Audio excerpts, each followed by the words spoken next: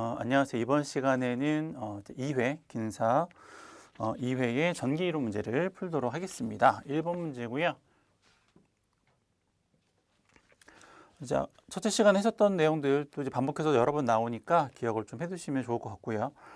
전류와 전압의 위상차가 얼마냐라고 했는데 전압하고 전류의 위상차 이 세타라고 하는 값을 이제 구하기 위해서는 이제 아크탄젠트 R분의 리액턴스, 이 세타 값이죠.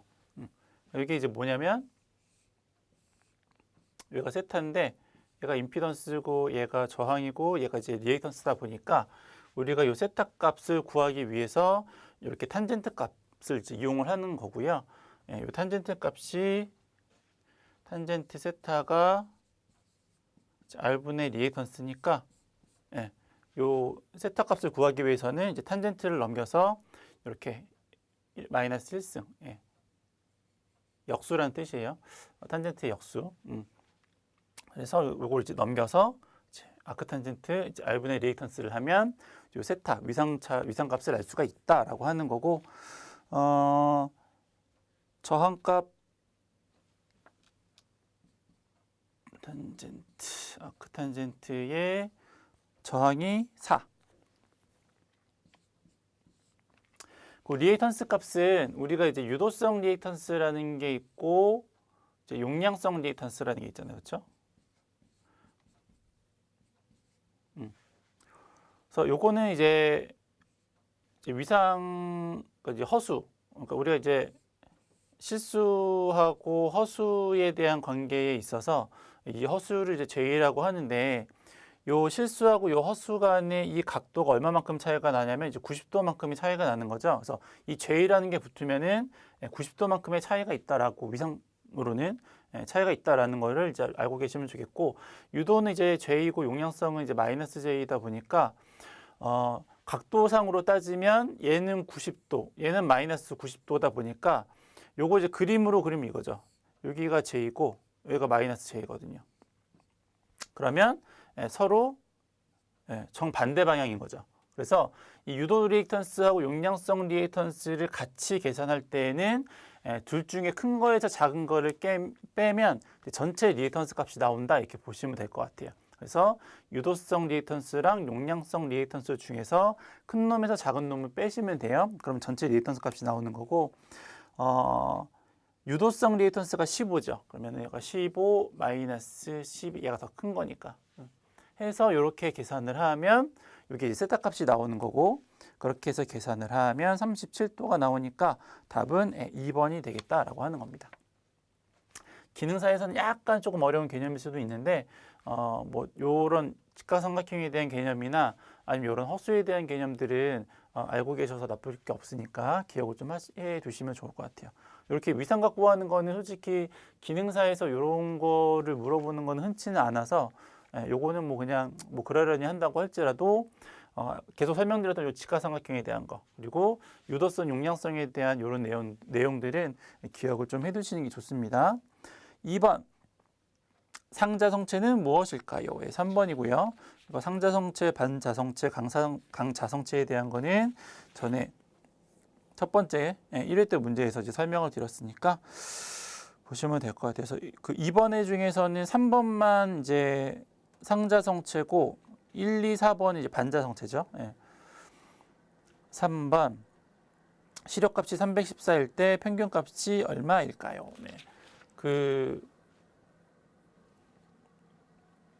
아까 앞에서 이제 요거는 이제 설명을 해드렸는데, 이렇게 해가지고 순시값이 있고 최대값이 있고 이제 시력값이 있는 거죠, 그렇죠?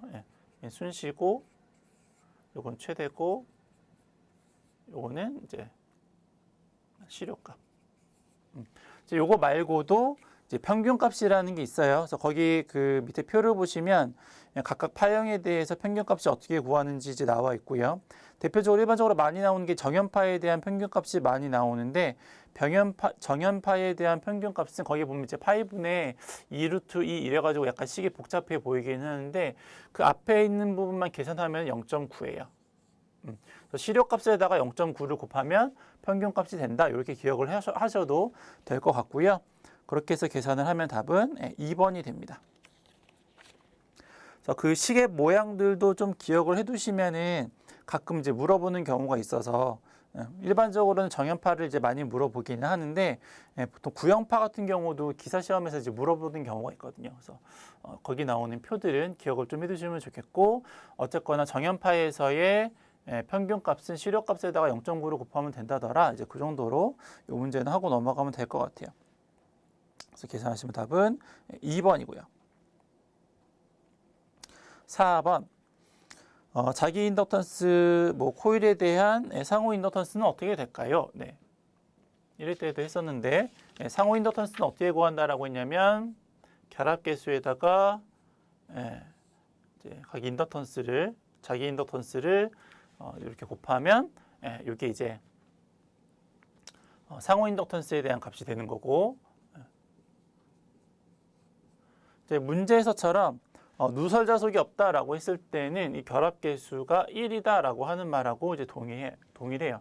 그래서 누설자속이 없다라고 했을 경우에는 이 결합계수는 1로 놓고 나머지를 이제 계산기로 누르시면 되는 거니까 이제 루트 하시고 자기 인덕턴스가 얼마냐면은 30하고 120이니까 30 곱하기 120 그러면은 3600이니까는 66에 36이니까는 60 되겠네요. 그렇죠? 그래서 답은 4번이 되겠고요.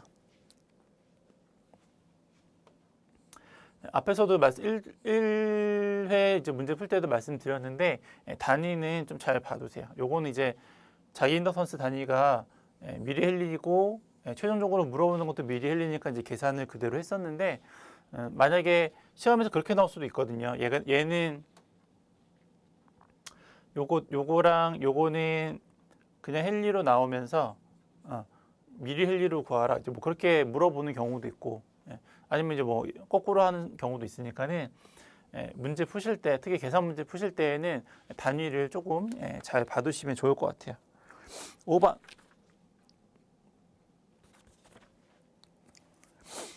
그렇게 5번처럼 표현된 게 이제 시료값이죠.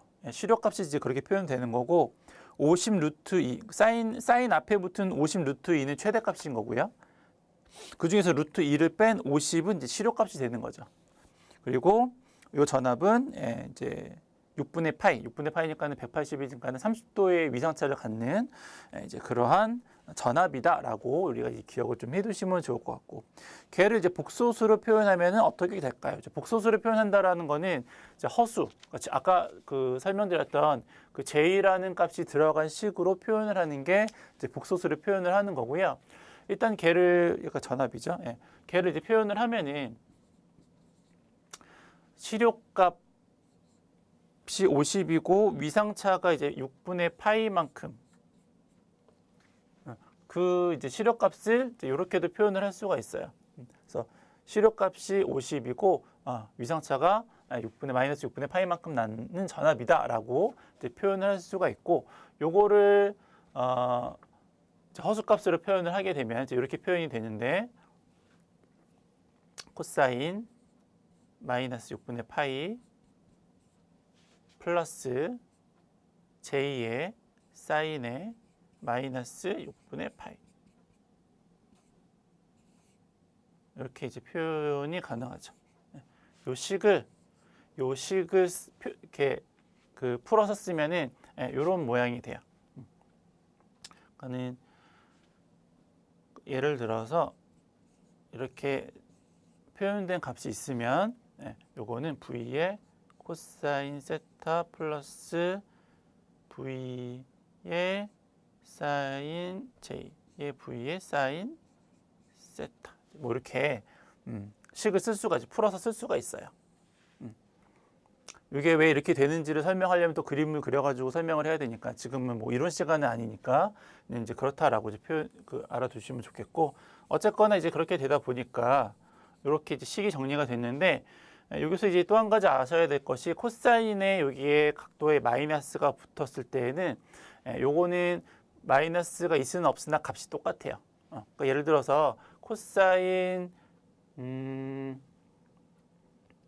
이제 각도인데 6분의 파이는 파이가 180이라는 건 아시죠?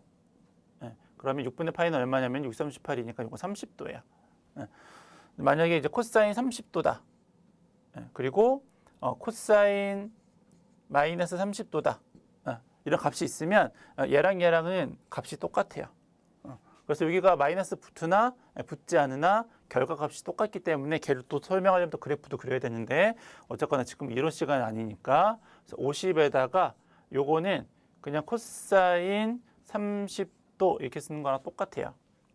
플러스 J에 근데 사인은 달라요. 사인은 여기에 각도에 마이너스가 붙으면 전체 값에도 마이너스가 붙어요. 그래서 요거는 간단하게 쓰면 마이너스 사인의 30도 이렇게 표현할 수가 있죠.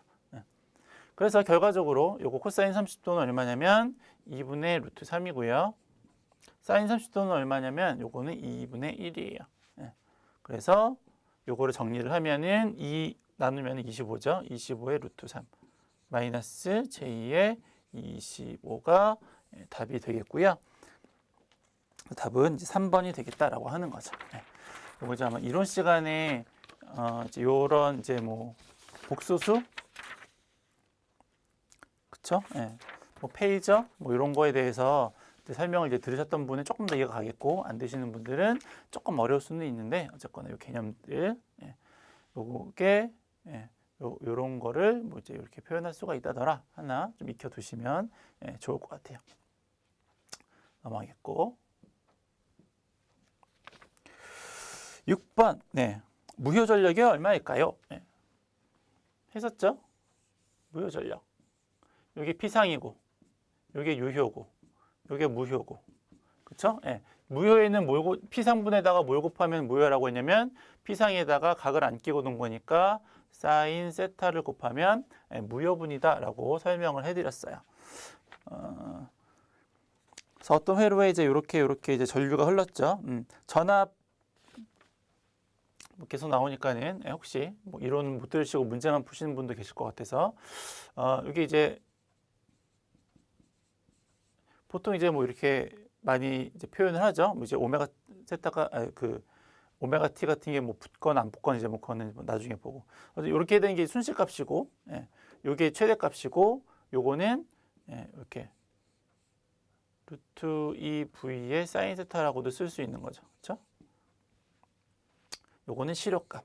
이제 그 전류나 전압이나 이제 값을 표현할 때 이제 그렇게 표현하는 게 있는 거니까 이제 그렇게 보시면 되고, 그래서 책에 보시면은 이제 그렇게 나왔잖아요. 전압이 이제 이런 모양으로 나온 거죠. 그랬을 때 오메가 t 세타 값은 보통 값으로 빼야 되니까는 여기는 오메가 t로 쓰는 게 좋겠네요. 각속도하고 시간. 어쨌거나 이제 요런 이제 모양으로 나왔다라고 하는 거 이제 보시면 될 것 같고요. 그래서 전류가 흘렀을 때 무효 전력이 어떻게 될까요? 그래서 일단은 P상부는 전압하고 전류를 곱하면 되는 거죠. 그때 여기에 들어간 이 전압하고 전류는 시료값이에요. 시료값. 그래서 이게 이제 P상분이에요. P상. 여기 P상 전력. 그럼 무효 전력은 요거를 구한 다음에 거기다가 사인 세타만 더 계산을 하면 되는 거죠. 그래서 무효분은 보통 PR이라고 이제 표현을 하는데 요거는 VI의 사인 세타라고 쓸 수가 있고, 요거는 전압과 전류에 대한 위상차.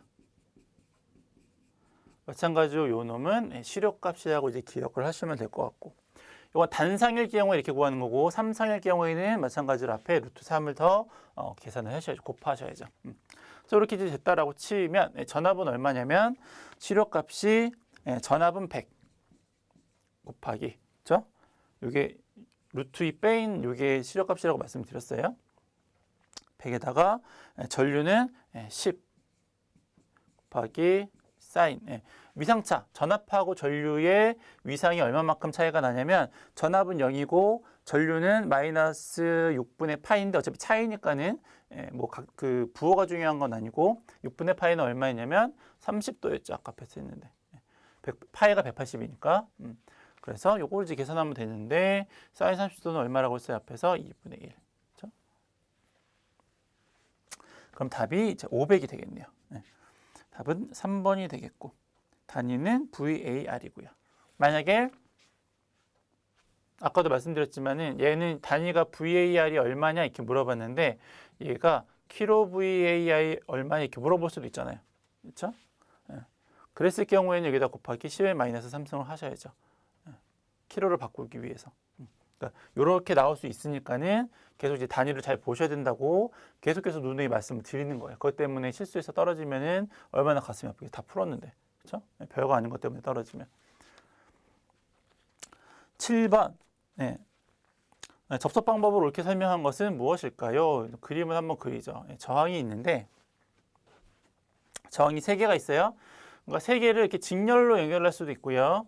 아니면 이렇게 3개를 병렬로 연결할 수도 있고, 그렇죠? 아니면 병렬로 연결하고 다시 직렬로 연결, 뭐 이렇게 할 수도 있잖아요. 예. 저항이 3개니까는 요거 패턴 3개 중에 하나가 되겠죠. 근데 문제를 보니까 1, 2, 3이에요. 1, 2, 3. 1, 2, 3, 1, 2, 3. 얘는 1, 2, 3이 어떻게 들어갈지는 모르겠으니까는 일단 모양. 그럼 요거는 얼마게요? 1, 2, 3 더하면 직렬 저항이니까는 3개를 다 더하면 되죠. 그러면 6, 5옴이 되겠네요. 그럼 요거는 이제 그 병렬로 연결하는 거니까는 1분의 1분의 2분의 1분의 3분의 1분의 전체. 여러분 이제 병렬로 된 합성저항 값이 나오는 거고, 이렇게 하기가 조금 이렇게 한 번에 하기가 조금 이제 번거로우신 분들은 2개를 먼저 하고 그거 나온 거랑 이제 또 3이랑 이제 2개를 그렇게 하시면 되죠. 2개씩 하는 그 합성저항 구하는 거는 많이 하니까 뭐 이렇게 R1 플러스 R2분의 R1 곱하기 R2 이렇게 하면은 2개짜리 이제 구하는 거는 이제 이렇게 구할 수 있으니까 이렇게 하고 요거 이제 한 번 더 하면 되는 거고, 그게 아니고 이제 계산기 한 번에 넣을 수 있으면 이렇게 하는 게 이제 더 이제 빠르긴 하죠. 그래서 저걸 해봤더니 얼마가 나왔냐면 1.2가 나왔어요. 여러분도 한번 계산해 보시고. 근데 문제에서는 얼마가 나오도록 이제 저항을 연결하고 싶은 거냐면 2.2가 나오도록 하고 싶은 거죠. 얘를 계산했을 때 2.2가 나오게 하고 싶어요. 그러면 얘는 아니고 얘는 아니니까는 이제 이렇게 연결을 해야 되겠죠. 그렇죠? 그래서 어떤 거랑 어떤 거를 연결했을 때 2.2가 나오겠습니까? 라고 하는 거는 이제 여러분들이 이제 세 가지를 해봐야죠. 1, 2, 3을 넣고, 아니면 1, 3, 2를 넣고, 아니면 2, 3, 1을 넣고, 뭐 이제 해보셔야 되는데, 이제 해봤더니 2하고 3하고 1을 넣으면 얘가 2.2가 나오는 것 같더라고요. 그래서 이걸 계산을 해보면 2 더하기 3분의 2 곱하기 3에 더하기 1.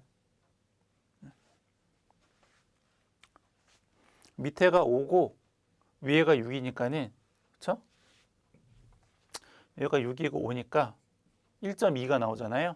거기다 1을 더했으니까는 2.2가 나오겠다. 좀 이렇게 되는 거죠. 그래서 이렇게 구하는 것들도 연습을 좀 해보시면 좋죠. 저항을 직병렬 연결하는 것 중에서 난이도가 조금 있는 것들이었어요.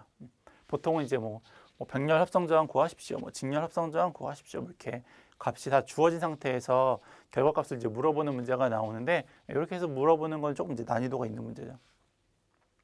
보시면 되고. 8번.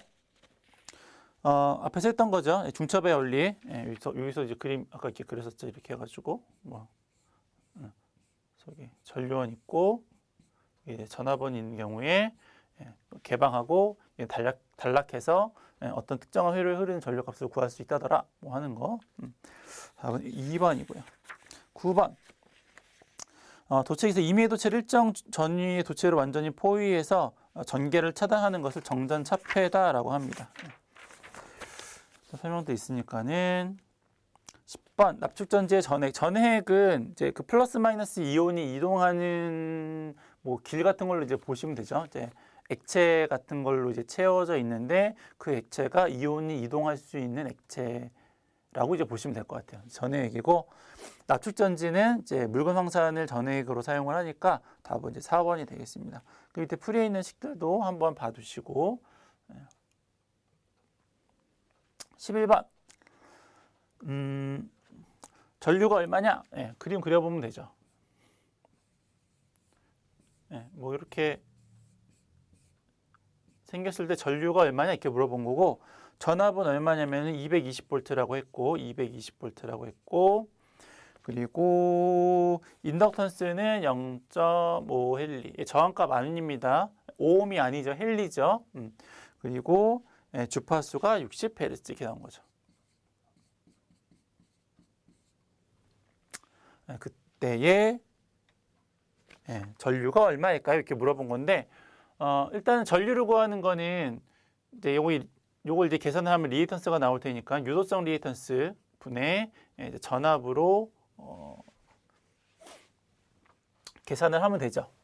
근데 요 유도성 리액턴스 값이 안 나왔으니까 요 유도성 리액턴스 값을 구해야 되는데 얘는 어떻게 구하냐면 오메가 L로 구하는 거고요. 오메가는 얼마냐면 2파이 F죠.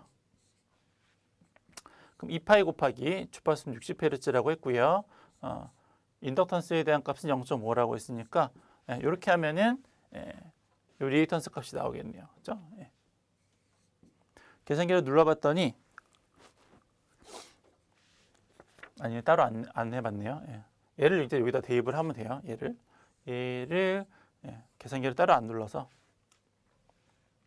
해보고 전압은 이제 220이라고 했으니까 여기다가 220 이렇게 해가지고 전류값을 구하면 되죠. 요거를 계산기로 누르면 1.17 암페어 이렇게 나옵니다. 참고로 요거는 유도성이니까 이렇게 했고 용량성 리액턴스는 어떻게 구해요? 용량성 리액턴스는 오메가 C분의 1 그렇죠? 참고로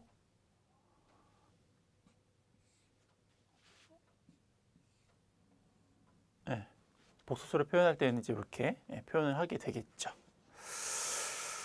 넘어가시고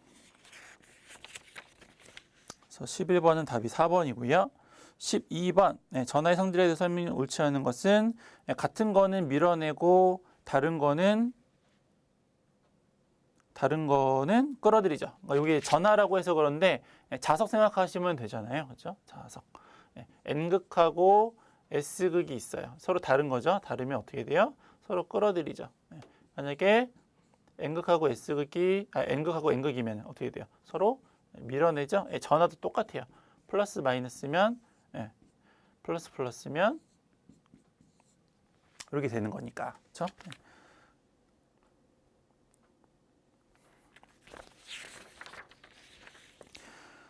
그래서 답은 1번이고요. 옳지 않은 거를 찾았으니까 13번 이렇게 해서 작용하는 정전 기전력을 쿨롱의 법칙이라고 하고 답은 3번이죠. 워낙 이것도 이제 많이 나오는 것들이니까 기억을 꼭 해두시기 바랍니다. 계산 문제 아니니까는 일단 넘어가도록 할게요. 식을 외워두시고 14번 공진 주파수 답이 4번이고요. 이것도 이제 암기를 하시면 되는데 만약에 암기가 조금 어려우면 식을 좀 유도를 해야 돼요. 그래서 오메가 우리가 공진이라고 하는 거 아까 뭐라고 말씀드렸냐면 저항만 존재하는 회로가 이제 공진 회로다라고 이제 보시면 돼요. 그래서 허수부가 0인 회로. 허수부가 0이다라고 하는 말은 뭐냐면 오메가 L하고 오메가 C분의 1이 같은 경우죠.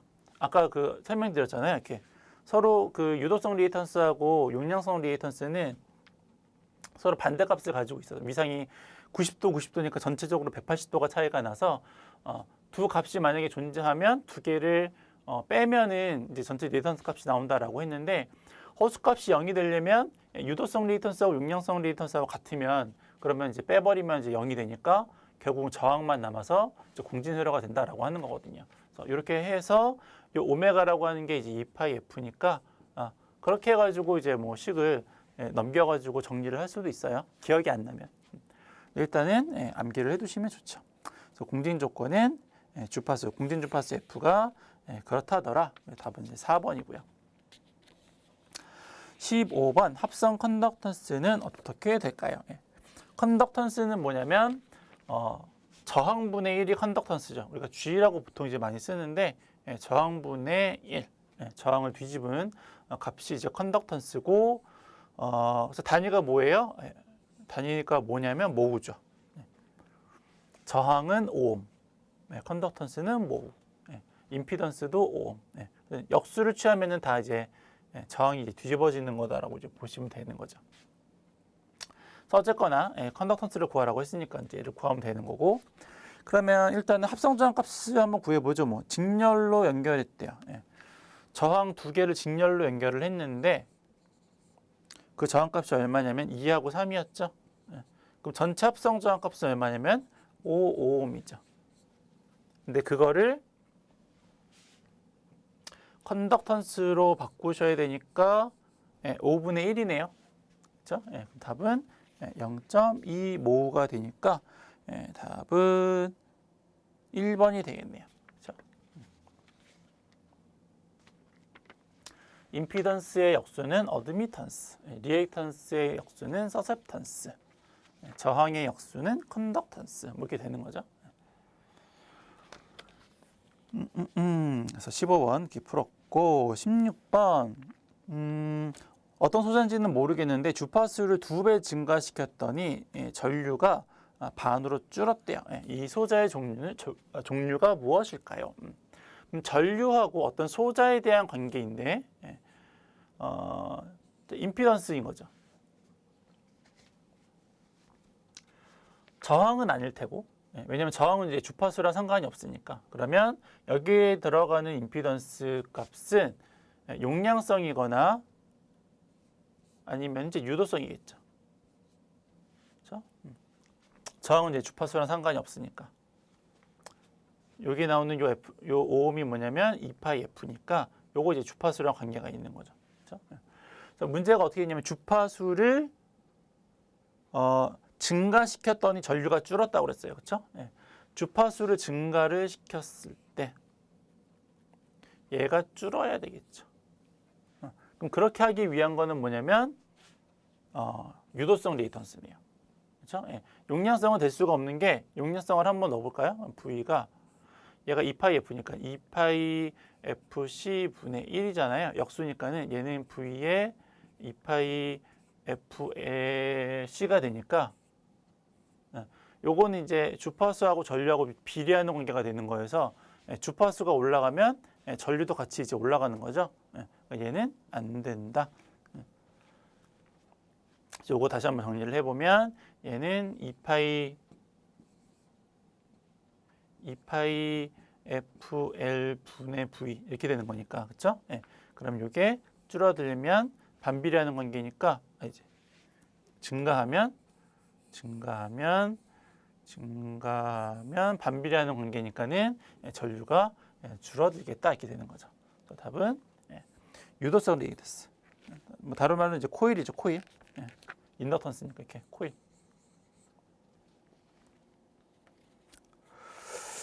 17번 회로의 접속점에서 볼 때 접속이 흘러들어오는 전류합이 흘러나가는 전류합과 같다. 이게 뭐냐면 키르히호프의 법칙이 제1법칙 전류 법칙이고 2법칙이 전압 법칙이죠.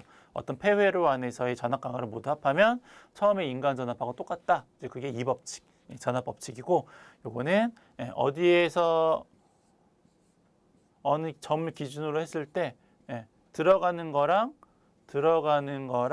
나가는 거랑 똑같다 이렇게 되는 거죠.